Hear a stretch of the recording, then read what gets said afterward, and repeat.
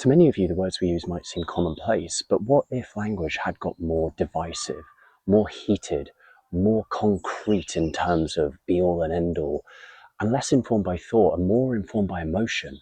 And what if that's dangerous? So, what I want to do today is ask the questions: what is concept creep? Why is it dangerous? And how does it apply to our Awen Outdoors? So I want to approach this in a constructive way that in no way seems to demean or divide or attack one set of individuals or a group. So please do have this on in the background. This is going to be a bit different. I'm just going to be talking. So there's just going to be images of just wonders out and about, so you don't necessarily need to watch. But yes, please do follow me as we explore what is concept creep.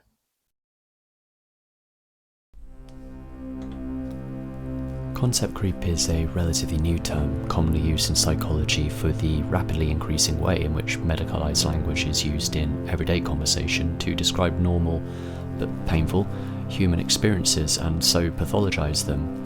You see it all the time. I'm worried about an exam, you're anxious. Having a bad day, you must be depressed. Are you nervous about new relationships? Clearly attachment style issues. And having a bit of trouble concentrating, you must be ADHD. ADHD being the big one of the last 5-10 years, of course. And these are minor examples. People do have genuine struggles and these shouldn't be played down.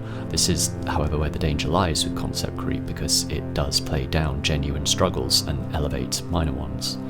So why is it dangerous? I found myself thinking about this a lot because those of us my age and older, so people born in the 80s and before, never really spoke like this, and if we ever encountered anyone who did, then typically they'd be seen as exaggerating. Now, I know people will counter this by calling me ignorant or saying people know better these days, but I don't think it is that. We cared, we still do. We talked about our feelings, our emotions, but the way people speak now is turned up to 11, and it feels like this is spread amongst people as a result of how much more connected we are than we have ever been. People with far more time and wisdom than me have written extensively about the whys and hows of the emergence of the generation who pathologise everything. I will point you in the direction of Freya India. She's a good one to look up about this, and I'm here to speak as a layman observer rather than an academic or researcher. So I feel the term of concept creep is dangerous for many reasons, one being that we risk reducing the beautiful complexity of life to quick buzz terms, never really thinking about their connotations, and we, as I said before, we risk playing down the struggles of others. When we use terms like the cringeworthy neurospicy, we undermine millions who struggle day in day out with crippling difficulties, some of whom have been in care since birth and will be for the rest of their lives. Never turn a struggle into a trend, and for the love of God, don't wear diagnostic terms on your clothing. Struggles are never a fashion. Another reason I find concept creep dangerous is that it's lazy. You may have noticed that I used the word cringeworthy instead of cringe. That's right, I finish my words. By reducing complex concepts to quick buzz term requires no critical thinking, no self-analysis, no awareness of the experiences of others. You could say it's selfish in a way, making your struggle seem grandiose. Now, I know many will have known no other way and are really victims of a mental health industry that is designed to keep people thinking they are unwell for profit.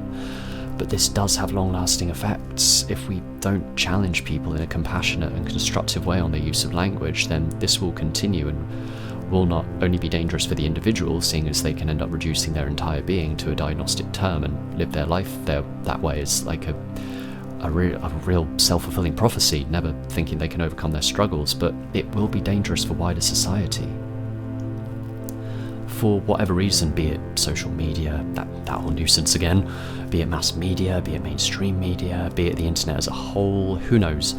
Regardless, the world is more political than I've personally ever known it, and also far more divided, fearful, and angry on all sides of the spectrum. I don't care if you're left, right, topsy-turvy, upside down, whatever. It is all the same. You're all angry. Concept creep is dangerous here because we start to perform a form of political astrology, not a term I made up myself. I wish I had, because it's brilliant, but I heard it somewhere else, so please don't credit me with this idea. But by saying someone is right or left, we immediately think we know everything there is to know about them, once again reducing their entire being and that complexity of the human experience to one word. Not good. Then it gets worse when people start labelling Mouthy Dave down the pub as a fascist because he makes a derogatory comment about immigration or something, or Revolutionary Ron as a snowflake because he stands up for a struggling group.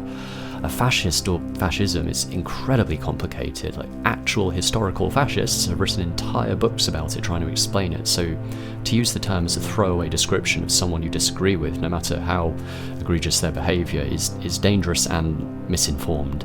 I don't really think Mouthy Dave is someone who in his pocket has a militarised government based around national identity, ultimate control of state, suppression of opposition, monitoring of everything and anything that the population does, and suppression of alternative ideas and speech.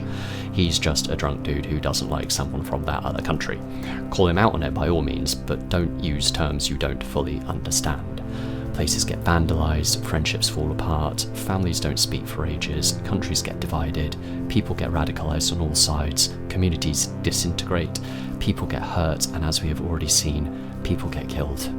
So when it comes to concept creep within mental health, people get defined as their chosen diagnosis or set of diagnoses. It sticks and it lasts and it follows them. Mental health companies and influencers jump on them. Therapy companies who should aim to get people out of therapy instead keep them locked in. People believe their concept and hurt themselves, or at worst go further, a permanent and tragic end. It's not an original idea, but I would encourage people to think before they speak.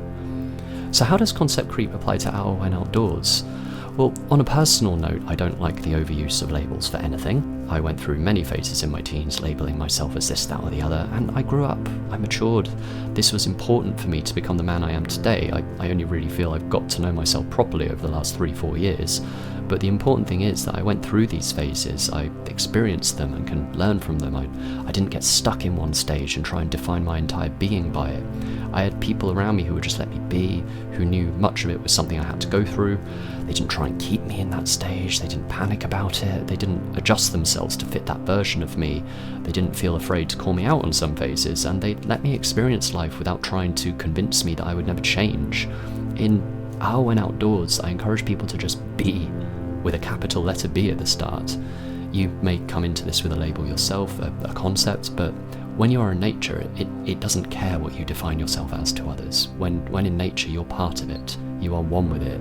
You are as different to it as you possibly could be, yet so close you look inseparable.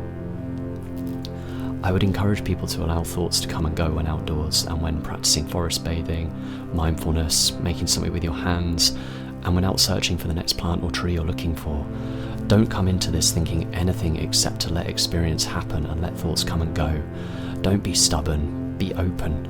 When you're on your own, you get away from groupthink. You get away from all the noise, the demands, the targets, the influence and pressures from others, away from metaphysical constructs within societies, the labels, and yes, the concepts, and you are just you, a single, imperfectly perfect being, a part of everything, so small yet so vast and complex it defies utterable description. Spirit, connection, it's so important. Nothing I have said today is original. I am repeating ideas, some ancient and some new, but what matters is they matter. They are the ones that cut to the core, and in Awen Outdoors, this is what we care about, you, the individual. So I'm not here to preach. If you've listened this far, then I thank you. I'm just another voice saying these things in the hope that it gets people to stop, to think about what they are saying before they say it, to think about themselves and others before they are quick to label, to judge, and to see themselves and others as amazing. Once you do start to see yourself as amazing, this makes it easier to see others and the world as amazing too. We're all part of it. So to end, please do remember the classic quote, supposedly said by Socrates, "The unexamined life is not worth living." So thank you again. Please do like, subscribe, do email the address at the end of this video if you want to be added to the mailing list for future events that will be coming soon. More to come. As always, take care and keep going.